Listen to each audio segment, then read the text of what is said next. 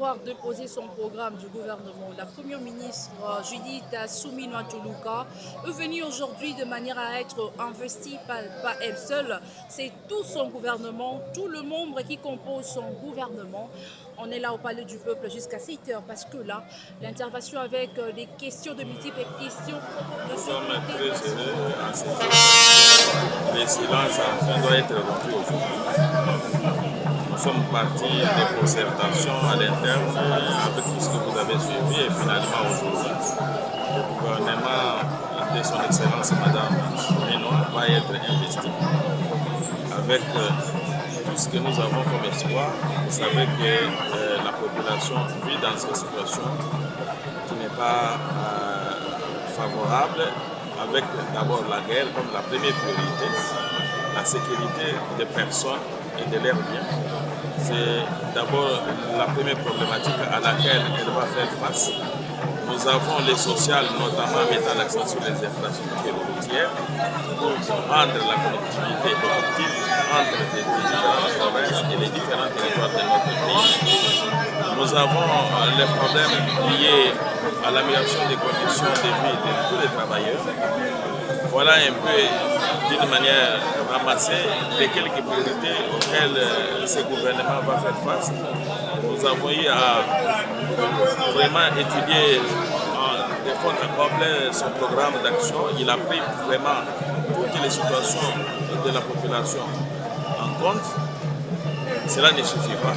Parce qu'en exploitant les 6 piliers du chef de l'État et comment il a pu étaler son programme en tenant compte de tous les 6 piliers du chef de l'État, nous avons compris qu'elle maîtrise en tout cas la situation socio-politique, économique et même infrastructurelle de notre pays. Et tout ce qui nous reste, c'est de faire le suivi parce qu'il va présenter son programme aujourd'hui. Nous, comme députés, la tâche que nous aurons, c'est de veiller à ce que l'exécution de ce programme soit de manière efficace et efficiente, de manière à donner des sourires à notre population. Et donc, nous serons vigilants pour voir comment elle pourra lier la parole. À l'instant, notamment, voilà, c'est un jeune frère. C'est un jeune frère.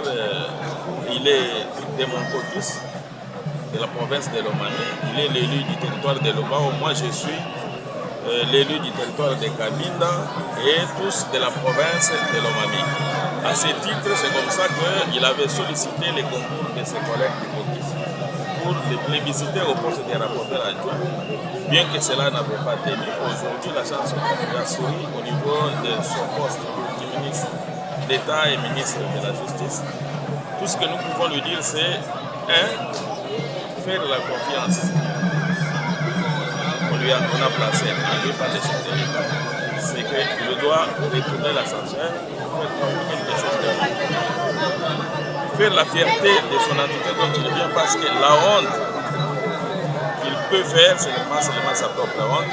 D'abord, on va voir d'où il vient pour en fait essayer maintenant d'étendre cette honte-là à tout le monde et nous serons debout pour l'accompagner pour qu'il ne fasse pas cette honte. Voilà tout ce que nous pouvons dire, madame, à propos de sa nomination. Nous sommes très fiers parce que c'est un jeune ambitieux et il doit pouvoir en tout cas exécuter la volonté du chef de l'État dans ce domaine de la justice. Il y a beaucoup de problèmes, de défis qui l'attendent aussi.